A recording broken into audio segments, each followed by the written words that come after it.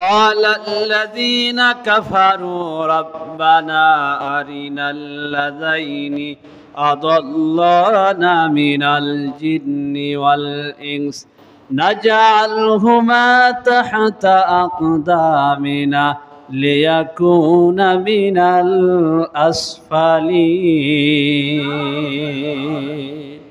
الله تعالى বলেন وقال الذين كفروا কিয়ামতের ময়দানে যাদের হিসাব নিকাশ জাহান্নামে হয়ে যাবে এরা বলবে রব্বানা হে আমাদের প্রতিপালক আরিনাল লাযাইনি আমাদেরকে দেখিয়ে দাও আদাল্লানা মিনাল জিন্নি ওয়াল ইনস মানুষ এবং জিনদের ভিতর থেকে যারা আমাদেরকে গুমরাহের দিকে নিয়ে এসেছিল, যারা আমাদেরকে পথভ্রষ্ট করেছিল, যারা আমাদের নামাজের কথা বলে নাই, যে সমস্ত নেতারা আমাদের কোরআন হাদিসের কোনো কথা বলে নাই, যারা আমাদেরকে ইসলামের কথা বলে নাই, সুদ ঘুষের কথা বলে নাই, মিথ্যা সত্যের পার্থক্যকারী করে দেয় নাই, এদেরকে আজকে রব্বানা আরিনা আমাদেরকে দেখায় দাও নাজালহুমা তাহতা আকদামিনা লিয়াকুনা মিনাল আসফালিন আজকে আমাদের পায়ের নিচে তাদেরকে ফেলে দাও, পদদলিত করে তাদেরকে আমরা শাস্তির ভিতরে আমরা নিজেরাই জাহান্নামেদের ভিতরে চলে যাব। বলেন নাউজুবিল্লাহ। এই কথাগুলো যে বলছি বিশ্বাস হয় তো? হ্যাঁ, সবার বিশ্বাস হয়। নামাজ শেষে যেই আমরা হুজুরের সমালোচনা শুরু করে দেব, হুজুর যে কথাগুলো বলে পাই কোথায় কথাগুলো, এরকম কথা তো আমার কানে আসে, হয়তো আপনার কানে আসে না, কিন্তু প্রত্যেকটা কথার পিছনে অথেন্টিক দলিল আছে এবং একটা কথাও নিজের থেকে বানায়ে বলার চেষ্টা করিনি ইনশাআল্লাহ। এরপরে যখন বিচারালয় হয়ে যাবে, মাঝখানের ভিতরে শয়তানের সাথে আমাদের দেখা হয়ে যাবে, শয়তান তখন বলবে অকালাশ শাইতানু লাম্মা কুদিয়াল আমরু ইন্নাল্লাহা ওয়া'দাকুম ওয়া'দাল হাক্কি ওয়া ওয়া'আদতাকুম ফাআখতালতুকুম। বলেন আল্লাহু আকবার।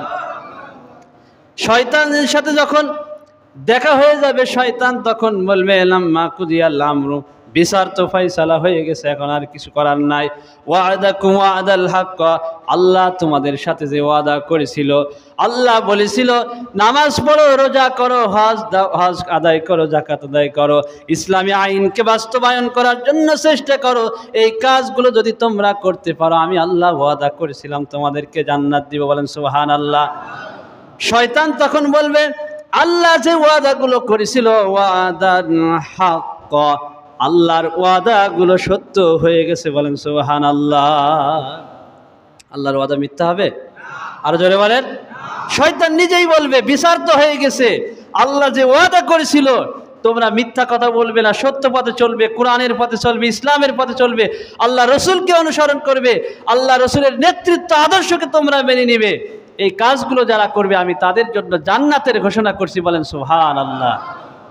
দুনিয়ায় বলেছিলাম আমরা ইমামদের কথা, আলেমদের কথা গুরুত্ব দেইনি, মেনে নিইনি, কো আল্লাহ আল্লাহর ওয়াদা আজকে পূরণ করে দিয়েছেন। এবার শয়তান বলবে ওয়া'আদতুকুম ফাআখলাফতুকুম, কিন্তু আমি ওয়াদা করেছিলাম তোমাদেরকে, ওয়াসওয়াসা দিয়েছিলাম যে এই পথে আসার জন্য, কিন্তু আমার পক্ষে কোনো অথেন্টিক কোনো দলিল কোরআন হাদিসের ছিল না। কথা বলেন ঠিক কিনা? আমি ডাক দিয়েছিলাম, আল্লাহ তাআলা সে কথাটাও বলে দিয়েছেন ওয়ামা কানা লিয়া আলাইকুম মিন সুলতানিন ইল্লা আন দাআউতুকুম ফাস্তাজাবতুম লি। বলেন আল্লাহু আকবার। আল্লাহ তাআলা বলছেন শয়তান সেদিনকে বলবে আল্লাহ যখন আল্লাহর বান্দারা আলেম ওলামারা যখন কথা বলতো, কোরআন হাদিস দিয়ে কথা বলতো, কিন্তু দুনিয়ার যে সমস্ত নেতাগুলো কথা বলতো এমনিতেই ডাক দিত ভাইরা আমার, বোনেরা আমার, আমরা কোনো কিছু অনুকরণ না করে না বুঝেই তাদের কথা মতো চলে গেছি, অনুসরণ করেছি। একটা জ্বালাময়ী বক্তব্য ডাক দেওয়ার সাথে সাথে আমরা সেই ডাকে সাড়া দিয়ে চলে গেছি। আমরা কোরআন হাদিস দিয়ে ডাকি নাই, আমরা আজকে যে ওয়াদাগুলো করেছিলাম আমি শয়তান হিসাবে বলছি আজকে ওয়াদাগুলো খেলাফ করে দিলাম। বলেন নাউজুবিল্লাহ। কথাগুলো খারাপ লাগছে? কিয়ামতের ময়দানে পড়ছি সাল্লাল্লাহু আলাইহি ওয়াসাল্লাম। আমি আপনাদের সামনে মহাগ্রন্থ আল কুরআনুল কারীমের সূরা আন-নিসা 59 নম্বর একটি আয়াত তেলাওয়াত করছি। এই আয়াতের আলোকে আল্লাহ তাআলা কথা বলার এবং আমাদের বাস্তব জীবনে মেনে নেওয়ার মানসিকতা নিয়ে আমল করার আল্লাহ তৌফিক দান করেন, বলেন আমিন। আল্লাহ তাআলা বলছেন, হে ঈমানদারগণ, তোমরা আল্লাহর আনুগত্য করো, রসুলের আনুগত্য করো এবং তোমাদের নেতাদের আনুগত্য করো। যদি তোমাদের নেতাগুলো কোরআন এবং হাদিসের বাইরে থাকে তাহলে তাদের কথাগুলো ছিঁড়ে ফেলে দাও এবং আল্লাহ এবং তার রসুলের অনুকরণ করো। যদি তোমরা আল্লাহর প্রতি ঈমান আনো, আখেরাতের প্রতি ঈমান আনো, এটাই তোমাদের জন্য সর্বোত্তম পন্থা। আল্লাহ তাআলা দান করেছেন, বলেন সুবহানাল্লাহ। এটা হচ্ছে আয়াতে কারিমার অনুবাদ। আমরা এই আয়াতের আলোকে একটু কথা শুনি, আল্লাহ কি বলছেন এই আয়াতের আলোকে। সম্মানিত উপস্থিতি, আজকের আলোচনার মূল প্রতিপাদ্য বিষয় হচ্ছে, আলোচ্য বিষয় হচ্ছে, বাংলায় যেটা আমরা বুঝি সেটা আছে কোন নেতার আনুগত্য করতে হবে, কোন নেতার আনুগত্য করতে হবে। এইসব বিষয়গুলো তো আল্লাহ তাআলা কোরআন হাদিসে বলেন নাই, বলেছেন নাকি? কিছু মানুষের সন্দেহ আছে যে হয়তো পারে নাও পারে। আল্লাহ তাআলা কি নেতার আনুগত্যের বিষয়ে কোনো কোরআন হাদিসে কিছু বলছে নাকি? সবাই বলেন। তা আমাদের যারা মুসলমান দাবি করি, ইমানদার দাবি করি, তাহলে আমাদের তো আল্লাহর এই আয়াত অনুকরণ করা দরকার কিনা? কিন্তু আফসোসের বিষয়, দুঃখের বিষয় হয়ে যায়, যখন যার গায়ে লেগে যায় তখন সেটা আর মানতে চায় না। এটাই হচ্ছে সমস্যা। নিজের দোষকে গোপন রাখার জন্য তখন কি করে, যখন যে কথাটা বলে তার উপরে চাপাই দেওয়ার চেষ্টা করি। এটা হচ্ছে আমাদের বাঙালিদের একটা খাসলত হয়ে গেছে। আমি আপনাকে প্রশ্ন করি, আল্লাহ তাআলা উদাহরণস্বরূপ বলি মিথ্যা কথা হারাম করেছেন না হালাল? সবাই বলেন। তাহলে মিথ্যা কথা যদি হারাম হয়ে থাকে, আমি ইমাম সাহেব যতই আপনার চাটুকারিতা করি আর তাবেদারি করি আর গোলামি করি না কেন, আমি মিথ্যা কথাগুলোকে যদি জায়েজ করানোর চেষ্টা করি আপনাকে খুশি করার জন্য, মিথ্যা কথা কি জায়েজ হয়ে যাবে বলেন? হ্যাঁ। তাহলে হালালকে হালাল মনে করা, হারামকে হারাম মনে করা, এটা হচ্ছে ইমানদারের প্রথম দায়িত্ব। এটা ইমানদারের কি প্রথম দায়িত্ব। এই দায়িত্ব যদি আমরা পালন না করি তাহলে আমরা কখনোই ইমানদারের দাবিদার করতে পারবো না। এই জন্য আল্লাহ তাআলা যেভাবে যে কথাটা বলেছেন ঠিক সেই কথাটা সেভাবে আমাদেরকে মেনে নিতে হবে। আল্লাহ আমাদের তৌফিক দান করেন, বলেন আমিন। সম্মানিত উপস্থিতি, আল্লাহ তাআলা বলেছেন নেতার আনুগত্য করার বিষয়ে। প্রথমত আল্লাহ তাআলা বলেছেন আল্লাহ তাআলার আনুগত্য করতে হবে। কার আনুগত্য করতে হবে? আল্লাহ তাআলা। এরপরে 2 নম্বর বিষয় হচ্ছে রাসূল সাল্লাল্লাহু আলাইহি সাল্লামের আনুগত্য করতে হবে। এরপরে তোমাদের রাসূলের অনুকরণ যারা করে, বিশেষ করে আল উলামা ওয়ারাসাতুল আম্বিয়া, যারা নবীদের ওয়ারিস উলামাগণ, এদেরকে আনুগত্য করতে হবে। এখন আমাদের যে প্রশ্নটা আছে যে অনেক আলেম অনেক রকম কথা বলে, তাহলে আমরা কোন আলেমের কথা শুনব? এই প্রশ্নটা আমাদের সাধারণ মানুষের ভিতরে খুব বেশি আসে। আসাটাই স্বাভাবিক, অস্বাভাবিক কিছু নয়। যে এক এক আলেম এক এক রকম কথা বলছে, তাহলে আমরা সাধারণ মানুষ কার কথা শুনব? এ বিষয়ে আল্লাহ তাআলা পরিষ্কার করে দিয়েছেন কোন আলেম বা কোন নেতার অনুকরণ করতে হবে। এই নির্দেশনাও আল্লাহ তাআলা দিয়ে দিয়েছেন, বলে সুবহানাল্লাহ। আমরা বুঝতে পারিনি কেন? আমাদের ভিতরে প্রত্যেকটা মানুষের একটা চোখ আছে, একটা হচ্ছে বাহ্যিক দৃষ্টিতে যে চোখ, আরেকটা আছে অন্তর্চক্ষু। আমার কথা কি বুঝতে পারছেন? প্রত্যেকটা মানুষের 2 ধরনের চোখ থাকে। একটা হচ্ছে সামনের যে চোখ দিয়ে আমরা দেখি, আর একটা অন্তর্চক্ষু, বিবেকের আয়নায় যেটা আমরা দেখি। তা আমরা অধিকাংশ মানুষগুলো এই সামনের চোখকে ফেলে দিবে যেই জায়গায় আপনার কিছু করার থাকবে না। কথা বলেন, করার থাকবে? আপনার আলোচনাগুলো শুনতে খারাপ লাগছে নাকি? একটু শোনেন। শয়তান বলবে ফালা তালুমুনি ওয়ালুমু আনফুসাকুম, তোমরা আমাকে দোষারোপ করো না, তোমরা নিজেরাই নিজেদেরকে দোষারোপ করো। একটা কথা আল্লাহ তাআলা গোপন রাখে নাই। প্রত্যেকটা কথা নেতার সাথে অনুসারীদের কি হবে, দুনিয়ার ভিতরে কি হয়েছিল, আখেরাতেও কি হবে, প্রত্যেকটা কথা আল্লাহ তাআলা সুন্দরভাবে তিবিয়ানান লিকুল্লি শাইইন খুলে খুলে আল্লাহ তাআলা বর্ণনা করে দিয়েছেন। বলেন সুবহানাল্লাহ। আর জোরে বলেন সুবহানাল্লাহ।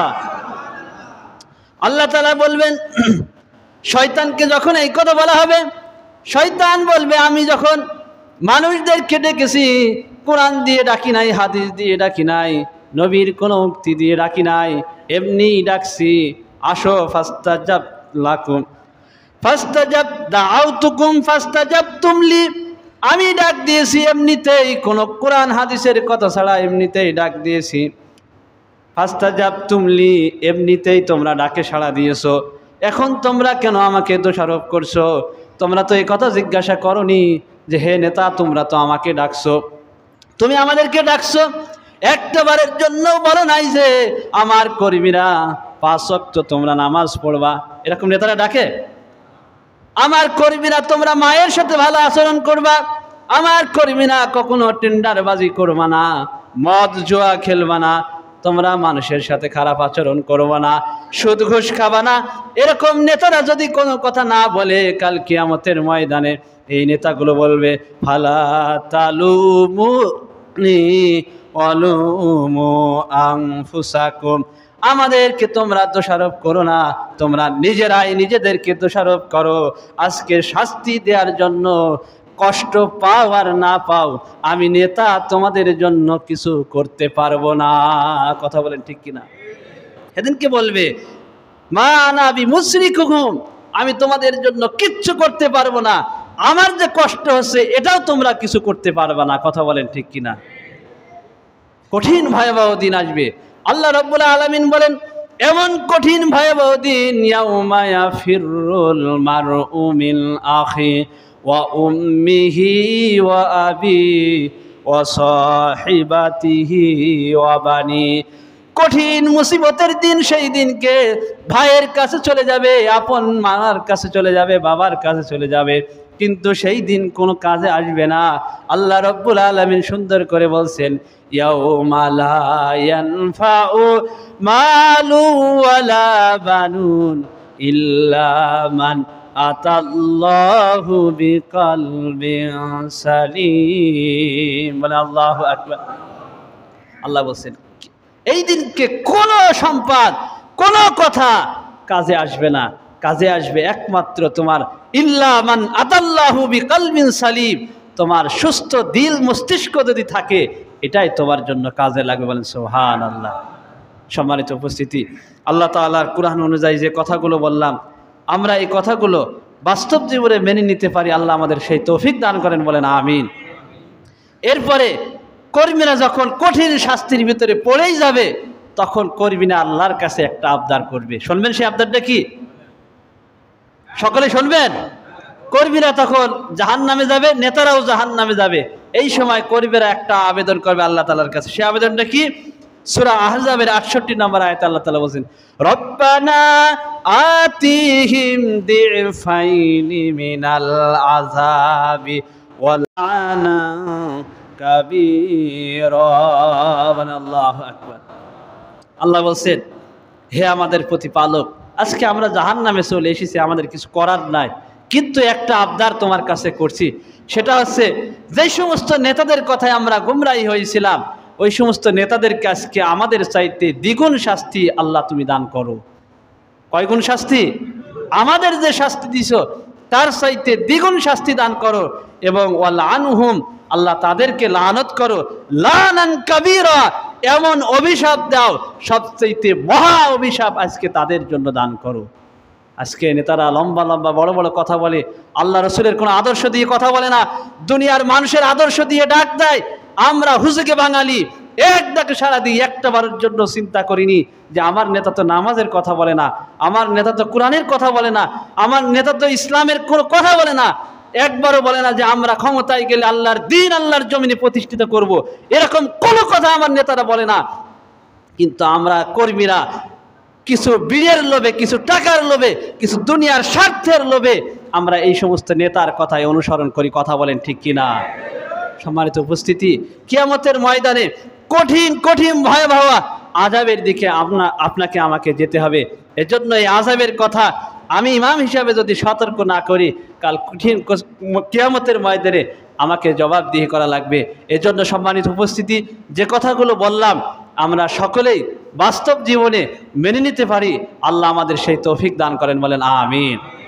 সম্মানিত উপস্থিতি, আমরা আজকে দুনিয়ার ভিতরে আলেমদের কথা শুনতে খুবই কষ্ট লাগে, খুবই এখনও আমরা এই সমস্ত কথাগুলো যদি শুনি, আমরা এখনও কিছু মানুষ আছে যারা বলি মৌলবাদী কথা, জঙ্গিবাদের কথা, এই কথাগুলো আমাদের ভিতরে আসে। সম্মানিত উপস্থিতি, আমরা কোরআনের দিকে আহ্বান করি, ইসলামের দিকে আহ্বান করি, কোনো মানুষের দেখানোর জন্য আহ্বান করিনি।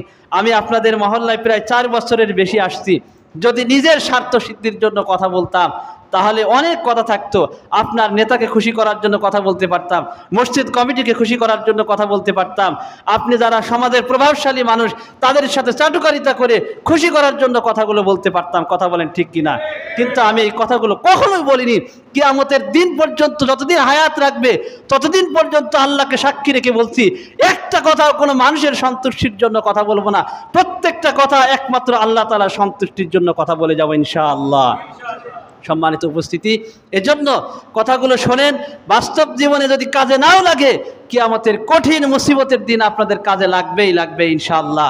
সম্মানিত উপস্থিতি, আরেকটা কথা বলি, ইমামকে কিভাবে অনুসরণ করতে হবে, অনুকরণ করতে হবে, এর আগে আমি অনেক বলেছি। একটা কথা বলি, আলেমদের বিদ্বেষ আমাদের ভিতর থেকে ভুলে যেতে হবে। আলেমদের বিদ্বেষী মনোভাব যদি থাকে একেবারে দূর করে দিতে হবে। কারণ একটা কথা বলি, কাল কঠিন কিয়ামতের ময়দানে আল্লাহ তাআলা যদি আলেমদেরকে বিচার করে, তাও একেবারে অন্তরালয় করবে, মানে আড়ালে ডেকে আল্লাহ তাআলা বিচার করবেন। আর আমরা দুনিয়ার মানুষ সেই আলেমদেরকে বিচার করি। কথা বলেন ঠিক কিনা? আলেমদের বিরুদ্ধে বিরুদ্ধাচরণ করি, একটাবারে হিসাব লাগে না। প্রত্যেকটা হিসাব তোমাদেরকে দুনিয়া এবং আখিরাতে দেয়া লাগবে। কথা বলেন ঠিক কিনা? পৃথিবীর ইতিহাস এটাই সাক্ষী দেয়, যারা আলেমদের বিরুদ্ধে বিরুদ্ধাচরণ করেছে, ইতিহাস তাদেরকে পৃথিবীর মানুষ ত্যায্য করেছে। কথা বলেন ঠিক কিনা? ফেরাউন গিয়েছে, নমরুদ গিয়েছে, হামান গিয়েছে। বর্তমান আমরা দেখতে পাচ্ছি যারা আলেমদের পিছনে লেগেছে তাদের নাম নিশানা ইতিহাস থেকে মুছে যাবে ইনশাআল্লাহ। এজন্য আলেমদের বিরুদ্ধাচরণ করবেন না। যতটুকু সামর্থ্য থাকে আলেমদের পক্ষ থাকবেন। আল্লাহ অবশ্যই অবশ্যই দুনিয়া এবং আখিরাতে শান্তি দান করবেন, বলেন আমিন। আমরা তো বুঝিনি যে ইমামের অনুসরণ কতটুকু করার দরকার। ইমাম সাহেবের আগে বিরুদ্ধে কথা বলা তো দূরে থাক, ইমাম সাহেব নামাজের জন্য যখন দাঁড়ায়, এই মসজিদে যখন যায়, তখন ইমামের আগে দাঁড়ানোই জায়েজ নাই। আমি আপনি কতটুকু কথা বলি একটু হিসাব করে কথাগুলো বলি না। এজন্য বলার সময় নিজের বিবেকের আয়নার কাছে আমরা কথাগুলো বলবো। আমি ইমাম যদি কোরআন হাদিসের বাইরে কোনো কথা বলি তাহলে সেই কথাগুলো মানবেন না। আর আমি যদি কোরআন হাদিসের পক্ষে কোনো কথা বলি, এই কথাগুলো আপনার জন্য, আমার জন্য, সকলের জন্য মেনে নেওয়া ফরজ। কথা বলেন ঠিক কিনা?